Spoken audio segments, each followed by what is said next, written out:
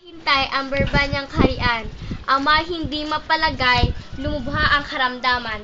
Ibig niyang ipahanap, ngunit nag-aalap-ap, utusan ang bunsong anak sa takot na mapahamak. Saka hindi niya nais ito'y malayo sa titik, ikawalay nitong saglit, libo niyang dusat sakit. Si Don Juan naman, pala'y naghihintay lang sa ama, ang puso ay nagdurusa sa nangyari sa dalawa. Lalo nang iniluluha ang lagay ng amang mutya. Kaya nga ba ang nagkusang lumapit ng pakakumbaba? Mahal na Rina, andito po ang iyong anak si Don Juan. Sige, papasok mo siya.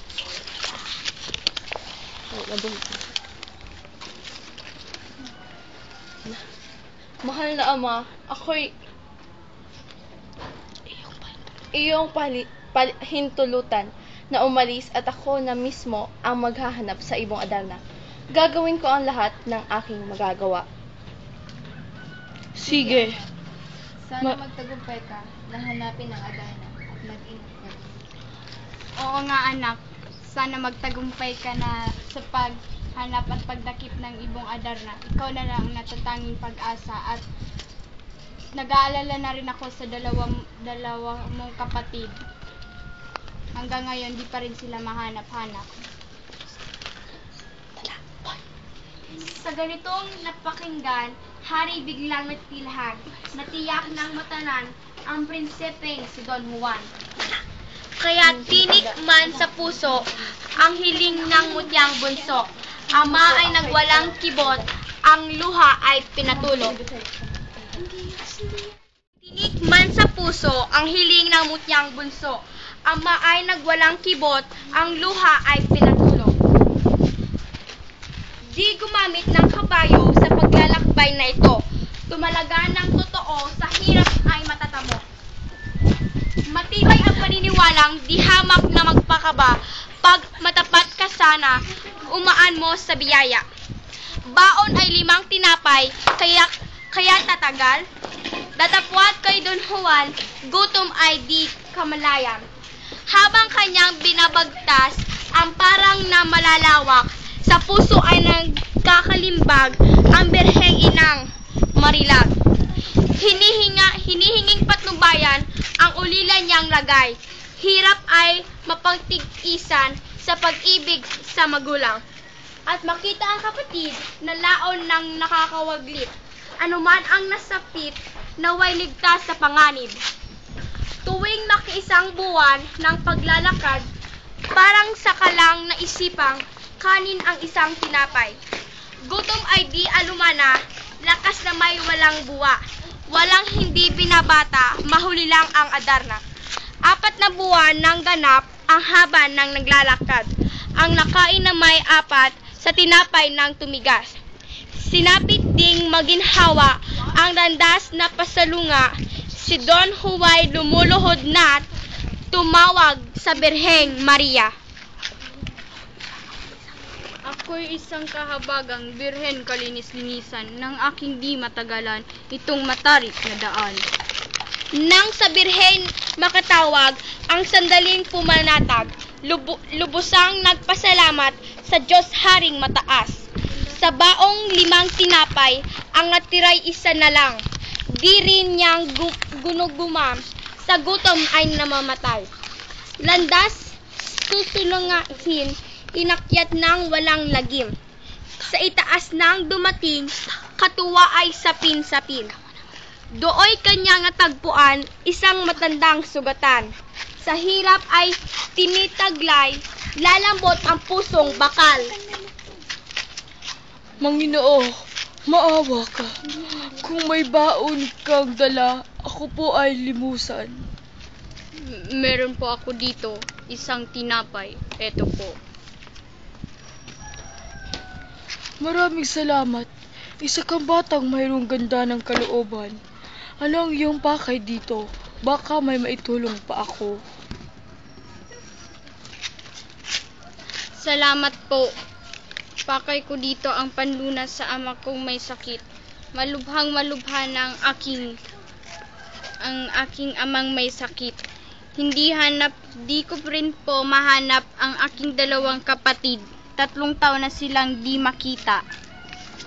Aba, ang hirap ng iyong mga pagdaraanan, kaya biling ko sa'yo ay mag-ingat ka, na di ka maging bato. Sa pook na natatanaw ay may isang doong puno na kawiling-wiling tingnan. Sa ibaba ay may makikita kang bahay. May tao doon na magtuturo sa iyo sa Adarna. Narrate. Ano na siya magna-narrate? Mata ang tahanang ng Adarna. Punong napakaganda. Sa mundo'y siya'y nanguna.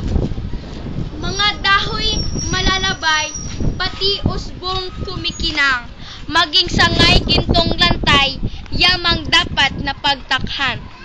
Sa paghangang di masukat, para siyang natiyanak.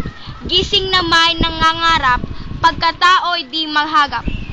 Marahil sa awa na rin ng inang mahal na birhen.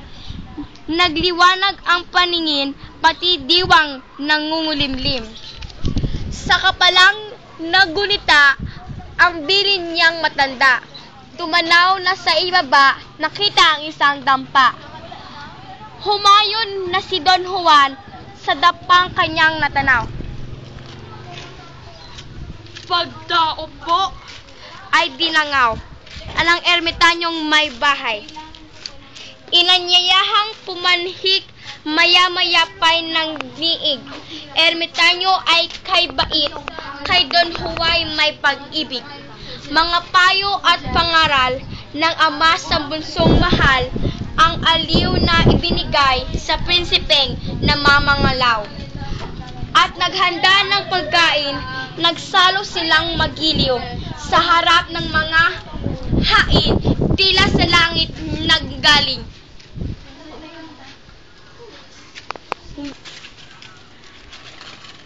Mga payo at pangaral ng ama sa bunsong mahal ay nag-iliw ibinigay sa prinsipe na mangalaw. Tao po.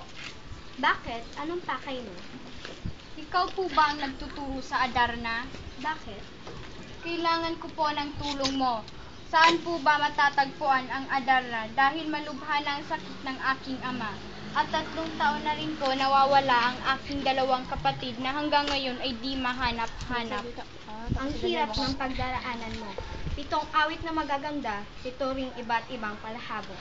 Itsura ng ilalabas ng Adarna. Upang iyong tagalan ang antok, heto ang dayat na hinumna. Bawat kanta ng Adarna, sugatan mo ang iyong palad at pigaan mo ito ng daya.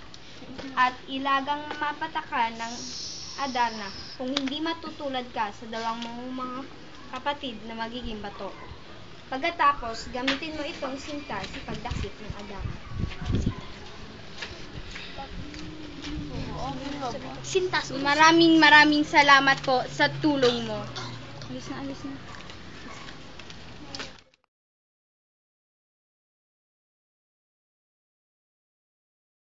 Ang berbanyang kaharian. Ang may hindi mapalagay, lumubha ang karamdaman. Mahal na Rina, andito na po ang iyong anak si Don. Sige, papasok na siya. Ibig niyang ipahanap, ngunit nag-aalap pa absent. Utusan mo bunso anak sa takot na mapahamak. Saka hindi niya nais, ito'y malayo sa titig. Ikawalay na nitong saglit, libo niyang dusat sakit. Si Don Juan naman pala'y naghihintay lamang sa ama. Ang puso ay nagdurusa sa nangyari sa buhay.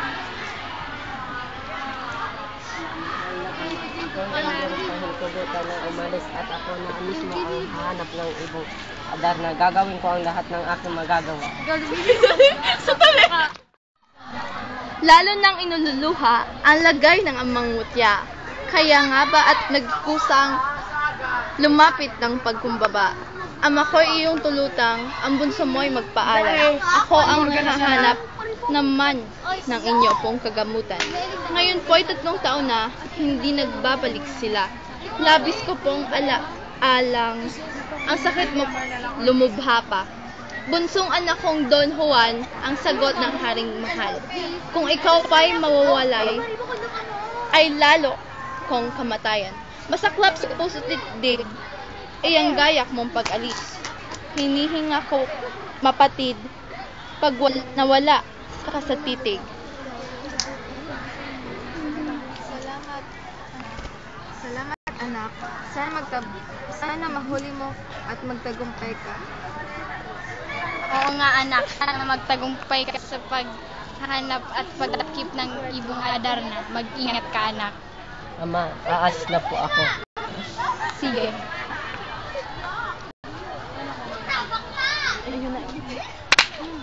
Ari, ako man ito.